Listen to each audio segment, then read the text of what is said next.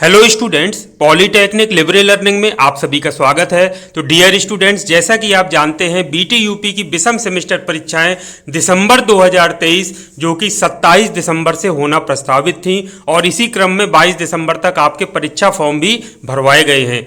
लेकिन चूंकि अभी तक टाइम टेबल जारी नहीं हुआ था, परीक्षा कार्यक्रम जारी नहीं हुआ था, तो बहुत सारे स्टूडेंट्स के मन में संशय था कि ये 27 से परीक्षाएं हो भी पाएंगी या नहीं हो पाएंगी। तो इसी क्रम में कुछ एक अपडेट आया है। आप देख पा रहे हैं हिंदुस्तान का लखनऊ एडिशन में विषम सेमेस्टर परीक्षा फिर स्थगित। तो ये इसी आपकी जो विषम सेमेस्टर परीक्षाएं दिसंबर 2023 हैं उसी के संबंध में अपडेट है कि फिलहाल विषम सेमेस्टर परीक्षा फिर स्थगित हो गई है। तो यही सारी चीजें लिखी हैं कि परीक्षा की तिथि तय नहीं हो पा रही है और ये परीक्षा को दूसरी बार स्थगित कर दिया गया है। पहले एक तिथि निर्धारित हुई थी 17 दिसंबर से होंगे, लेकिन परीक्षा कार्यक्रम जारी नहीं हुआ था और दूसरी बार ये परीक्षा तिथि घोषित कर दी गई थी कि 27 दिसंबर से आपकी परीक्षाएं होंगी, लेकिन टाइम टेबल या परीक्षा कार्यक्रम अभी तक जारी आपका नहीं हो पाया है। तो इसमें वजह बताई जा रही है कि पुनर्मूल्यांकन परिणाम इसमें बाधा बन रही है। तो 3 महीने बाद भी ये आपका नहीं हो पाया है। तो ये बहुत सारे बच्चों का पुनर्मूल्यांकन जिन्होंने अप्लाई किया था उनका रिजल्ट अभी तक ना आ पाने के कारण शायद ये परीक्षा नहीं हो रही, जो कि न्यूज़पेपर अपडेट में हम देख पा रहे हैं। अब ये प्रश्न उठता है कि अगर अभी परीक्षा नहीं हो रही है तो फिर परीक्षा कब होगी। तो ये देखिए बीच में यहाँ पे दिया है जनवरी के दूसरे सप्ताह में हो सकती है परीक्षा। तो माना जा रहा है कि परीक्षा जनवरी के दूसरे सप्ताह में हो सकती है। करीब 2,80,000 छात्र ऐसे हैं जिन्हें विषम सेमेस्टर की परीक्षा देनी है। तो ये इस तरीके से ये पूरा आपके लिए अपडेट है। लेकिन मैं बच्चों एक चीज और कहूंगा, और जो बच्चे पुनर्मूल्यांकन के रिजल्ट का वेट कर रहे हैं वो चेक करते रहे, उनका कमिंग सून बता रहा है, देखते रहे, धीरे धीरे उनका रिजल्ट भी जारी हो रहा है तो उनका भी क्लियर हो जाएगा आगे चल करके उनको किस तरीके से पेपर देना है नहीं देना है। विशेष तौर से स्पेशल बैक पेपर वाले स्टूडेंट्स के लिए दिक्कत है जो पास आउट हो चुके हैं लेकिन किसी विषय में बैक होने के कारण उन्होंने पुनर्मूल्यांकन के लिए अप्लाई किया हुआ है।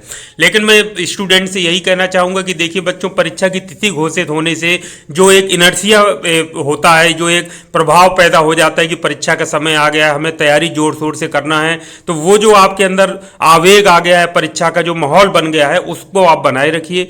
लापरवाही में कोई भी ऐसा काम मत करिए कि आगे चल करके आपके लिए परीक्षाओं से संबंधित संकट या कोई समस्या पैदा हो।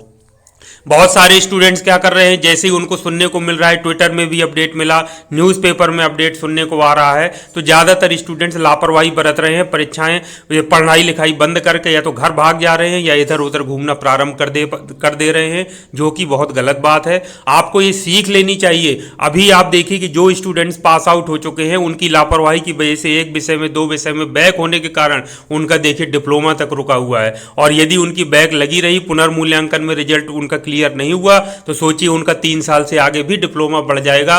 कब परीक्षा होगी, रिजल्ट आएगा, तो उनको कितनी समस्याओं का सामना करना पड़ रहा है। और बहुत सारे स्टूडेंट्स तो ऐसे हैं जो ऑलरेडी जॉब कर रहे हैं और उनकी बैक लगी हुई है। तो आप भी इन सब चीज़ों से सीखिए। फाइनल ईयर के लिए मैं कहना चाहूँगा कि 5th सेमेस्टर 6th सेमेस्टर दोनों बहुत महत्वपूर्ण है। पूरे मार्क्स आपके ऐड होते हैं। आपका परसेंटेज जो डिप्लोमा का है वो आगे चल के अप्रेंटिसशिप के लिए अप्लाई करेंगे, कहीं भी जॉब के लिए अप्लाई करेंगे तो उसमें मिनिमम क्राइटेरिया मांगता है और या फिर परसेंटेज के आधार पर ही अप्रेंटिसशिप में चयन होता है। तो प्लीज़ आप लोग अपना करियर और अपना डिप्लोमा बर्बाद मत करिए। अच्छे से मेहनत से पढ़ाई करिए। फर्स्ट ईयर के लिए तो बहुत क्रिटिकल है। फर्स्ट टाइम स्टूडेंट्स एडमिशन लिए हैं, पहली बार परीक्षा देने जा रहे हैं, उनको आइडिया भी नहीं है कि किस तरीके से पेपर होता है, किस तरीके से पेपर दिया जाता है, तो उनको बहुत मेहनत करने की ज़रूरत है। और जो सेकेंड ईयर के स्टूडेंट्स हैं यानी कि 3rd सेमेस्टर के, उनको यदि कोई बैक है तो वो भी कवर करना है, आगे का भी उनको देखना है। तो उनके लिए जो सेकेंड ईयर के सब्जेक्ट्स होते हैं वो बहुत ही ज़्यादा महत्वपूर्ण होते हैं, जो आगे के कंपटीशन के एग्जाम में भी पूछे जाते हैं। तो मेरा सभी स्टूडेंट से अनुरोध है कि ये जो परीक्षा का जो माहौल बन गया था उसको बनाए रखें। पूरा सिलेबस आप 27 दिसंबर की परीक्षा को ही तिथि मानते हुए तैयार कर लीजिए और देखिए कि यदि 27 दिसंबर से परीक्षाएं होती तो हम कितनी तैयारी कर पाते, कितना हम कवर कर पाते। और यदि परीक्षाएं आपकी आगे बढ़ रही हैं तो आप एक कहना चाहिए थैंक यू बोलते हुए आपको और उसमें और एक जो है तो आगे उसको बढ़ाते हुए ऐसी तैयारी कीजिए कि आप टॉप कर जाएं परीक्षा में, आपके 80% मार्क्स आएँ। इस तरीके से एक नई ऊंचाइयों पर ले जाइए, तब तो कोई बात है, ना कि आप इस तरीके से लापरवाही करिए।